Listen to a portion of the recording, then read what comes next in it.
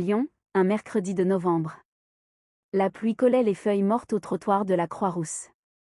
Élodie, 33 ans, remontait la rue Burdeau, les épaules rentrées, le regard vide. Elle venait de passer 2 heures à trier des fiches d'adoption dans le petit local de son association, les Pattes du Cœur, qui menaçait de fermer faute d'argent. Les comptes étaient rouges. Les dettes, bleues.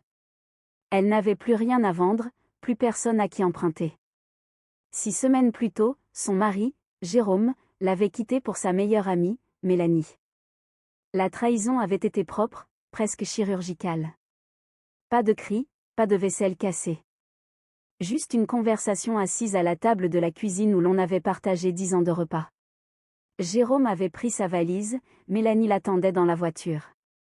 Élodie était restée seule, dans la grande maison de Villeurbanne qu'elle ne pouvait plus payer. Aujourd'hui, elle vivait dans un 2 pièces locatif, rue Sergent-Michel Berthet, et sa vie tenait dans 3 cartons. L'association animalière était sa dernière bouée. Sans elle, elle n'avait plus rien. Ce soir-là, une fatigue profonde lui courbait l'échine. Devant elle, un homme marchait d'un pas incertain. Une 50aine d'années, des cheveux gris mal lavés, un blouson trop grand, des baskets éculées. Il s'arrêta devant un Porsche, sortit une liasse de papier froissé de sa poche, des tickets de paris sportifs, des reçus de jeu, des cartons de grattage, et les regarda comme on regarde un ennemi. Puis il leva les yeux vers Élodie. « Madame, dit-il d'une voix rauque. Vous pouvez m'aider ?» Elle s'arrêta, méfiante mais pas effrayée. « Qu'est-ce qu'il y a ?» Il lui tendit un ticket. Un simple ticket de paris sportif. Pas encore vérifié. « Prenez ça, dit-il.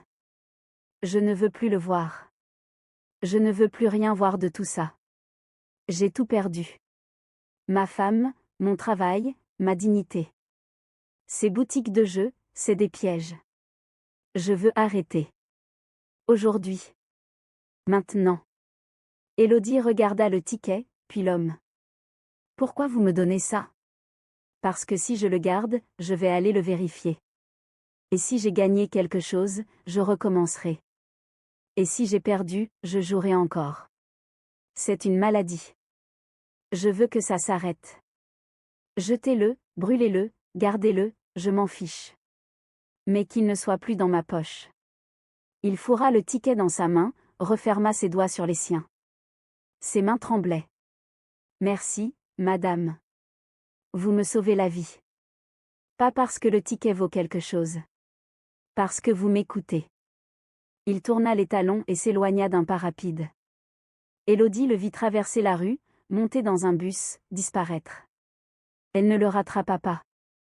Elle ne savait même pas son nom. Elle glissa le ticket dans sa poche. Rentrée chez elle, elle le posa sur la table de la cuisine et n'y pensa plus. Le lendemain, elle rangeait son manteau. Le ticket tomba par terre. Elle le ramassa, l'examina. Elle n'y connaissait rien en paris sportif. Des noms d'équipe, des cotes, une mise de 2 euros. Elle faillit le jeter. Puis elle se souvint de l'homme. Elle décida de vérifier, par acquis de conscience, sur l'application d'un site de paris. Le résultat s'afficha. Le pari était gagnant. Un gros gain. Elle relut 1 fois, 2 fois, 10 fois. Le montant, 640 000 euros. Ses mains se mirent à trembler. Le cœur battait si fort qu'elle crut défaillir. Elle vérifia sur l'ordinateur, rappela son père pour qu'il confirme. C'était exact. Elle ne cria pas. Elle n'appela personne. Elle resta assise sur sa chaise de cuisine, le ticket entre les doigts, et pleura. Pas de joie. De soulagement. Puis elle pensa à l'homme. L'inconnu. Celui qui lui avait tendu ce billet comme montant une arme qu'on ne veut plus porter. Elle voulut le retrouver.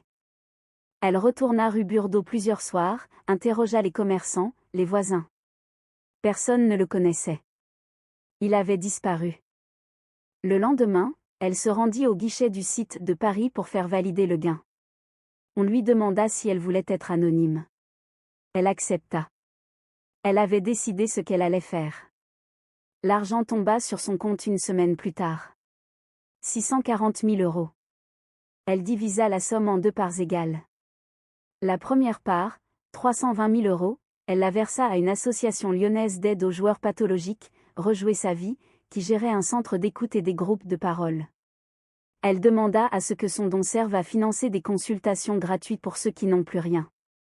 Au moment de signer le chèque, elle dit à la responsable, « Je le fais pour un homme que je ne retrouverai jamais. » Mais il m'a donné plus qu'un billet. Il m'a donné une leçon. La seconde part, 320 000 €, elle la consacra à son association animalière, Les Pattes du Cœur. Elle racheta le local qu'elle louait rue Burdeau, embaucha une salariée, modernisa les box. Les animaux affluèrent, les adoptions aussi. Elle n'avait jamais eu autant de refuge.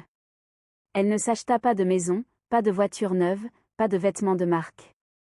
Elle resta dans son petit 2 pièces, rue Sergent-Michel Berthet, avec son balcon fleuri. La seule folie qu'elle s'autorisa fut un sofa en cuir vert, celui qu'elle regardait depuis des années dans la vitrine d'un magasin sans jamais oser entrer. Un an passa. Un après-midi de printemps, elle déjeunait seule en terrasse, sur la place de la Croix-Rousse. Une ombre s'arrêta devant sa table. Elle leva les yeux. Mélanie. Son ancienne meilleure amie. Les traits tirés, les yeux cernés. Élodie, souffla Mélanie. Je peux m'asseoir ? Élodie ne lui dit pas « oui ». Elle ne lui dit pas « non ». Elle posa son verre et attendit. Mélanie s'assit, maladroite, les mains sur les genoux. « J'ai tout perdu, dit-elle. Jérôme m'a quittée il y a 3 mois. Il a trouvé une autre femme, plus jeune. Il me trompait comme il t'a trompé. Je suis seule, sans travail, avec des dettes. » Élodie écoutait, sans haine, sans pitié non plus. « J'ai été lâche, » continua Mélanie. « J'ai ruiné notre amitié pour un homme qui ne valait rien. Tu dois me mépriser. » Non, dit Élodie. Je ne te méprise pas. Je n'ai plus d'énergie pour ça. On pourrait se reparler ? Peut-être boire un café de temps en temps ? Élodie la regarda longuement. Derrière Mélanie, un couple promenait un chien. Un labrador, adopté dans son refuge.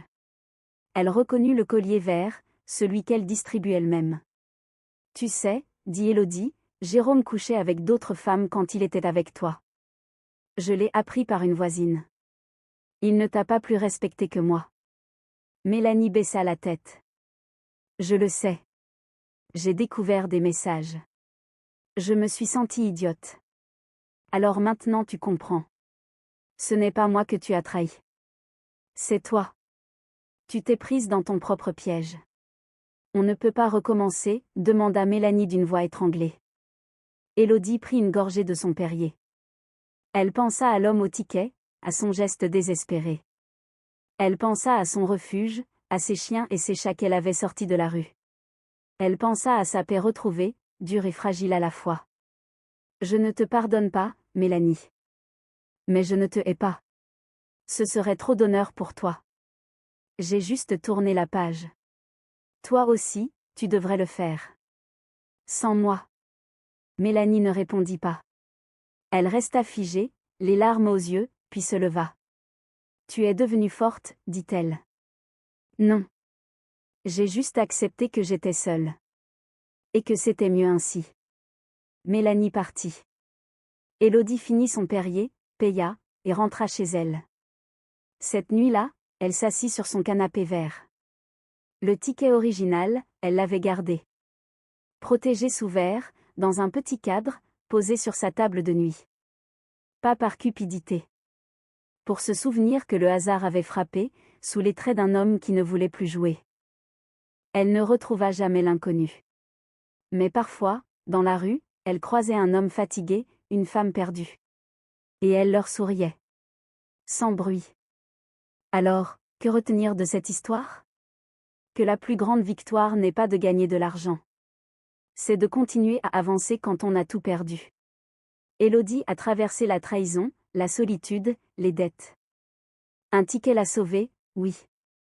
Mais elle a choisi, elle-même, de ne pas devenir amère. Elle a donné la moitié de sa chance à ceux qui souffrent comme l'inconnu. Et l'autre moitié, à ceux qui ne parlent pas, les animaux. Elle vit toujours à Lyon, toujours avec son balcon, toujours avec ses chiens. Elle ne s'est jamais remariée. Elle dit que le seul amour qui lui a toujours été fidèle, c'est celui de ses bêtes. Et les passants, parfois, la regardent passer. Une femme seule, sans histoire apparente. Ils ne savent pas qu'elle porte en elle un secret, le jour où le destin a croisé sa route sous une pluie de novembre, et qu'elle a su ouvrir la main.